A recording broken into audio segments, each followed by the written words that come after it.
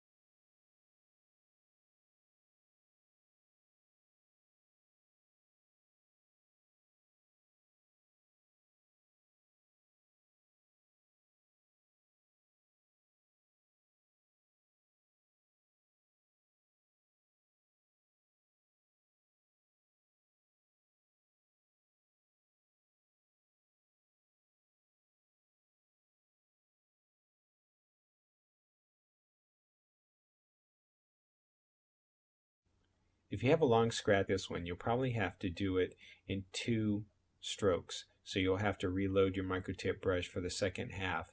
Don't try and touch up your stroke. Once you lay it down, leave it alone because the paint actually dries pretty quick. It'll actually skin over. And if you try to touch it up or fix it up, I guarantee it'll come out worse. So lay the paint down once and then let it be.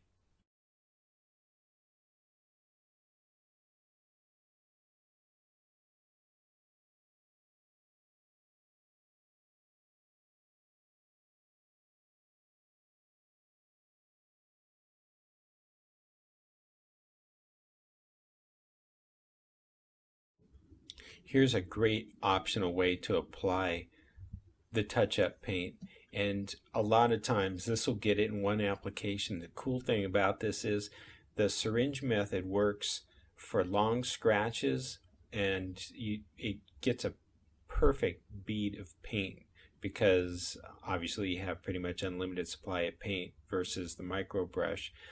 It also works really nice for chips and chip repair for like road rash. So there's kind of a way to hold it, and so just watch how I do it and you can practice, and it's no big deal if you lay down some paint and it's not perfect. You can just take some of the pre-cleaner and wipe it off, and then also come back if you do this and redo it and you use the pre-cleaner to wipe off the paint. Come back with some awesome blue and make sure that all the residue is off, and give it a shot again. You can do it over and over as many times as you want until you get it perfect.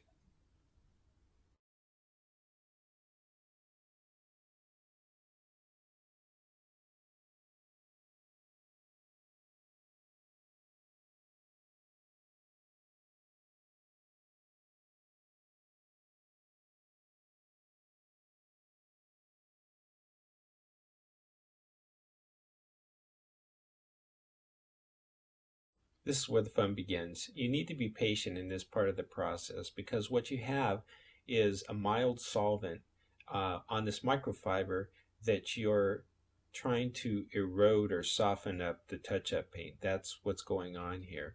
So it's a slow process. It can take anywhere from 10, 12, 15 minutes on a section that's as wide as the card. And I suggest if you have a long scratch and you've done touch-up paint on it, that you only do sections as wide as the card.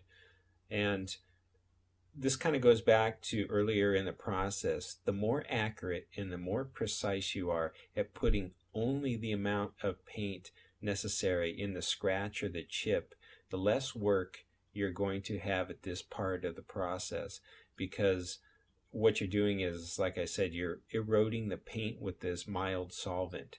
So the less you expose the touch-up paint to the solvent, the better off you are and the better the repair is going to be.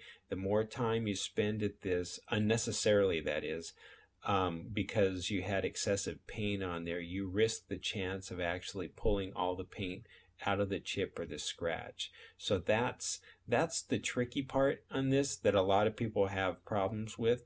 So my word of advice is make sure you lay down that touch-up paint as perfectly as possible before you even do this, so that this is almost the icing on the cake and that the repair is so nice you almost didn't even need to do this step. Also notice that when I'm actually holding the little pigtail on the microfiber on this little flexi card and not putting any finger pressure on it. I'm letting the card and the solvent do the work. So you just have to be patient. Only pull the card in one direction and one direction only. After you've pulled for a few times, flip the card over and look to see if residue of the paint has started to come off and is embedded in the cloth. Then you'll know that it's starting to work. A couple extra notes about your touch-up repair kit. There's some things that weren't covered in the movie, like your kit includes some primer for scratches and chips that show metal. You only need to dab just a small amount just to put on the metal so that the paint will stick. And you can use a microfiber brush to apply it. Your kit also includes clear coat in a small glass vial. Sometimes this will help blend in the repair even better. Sometimes it also is particularly useful in blending metallic paint repairs better. Also, your kit has a couple mini micro squeegees. Sometimes these come in handy when you're doing chip repair like road rash on the front of a car.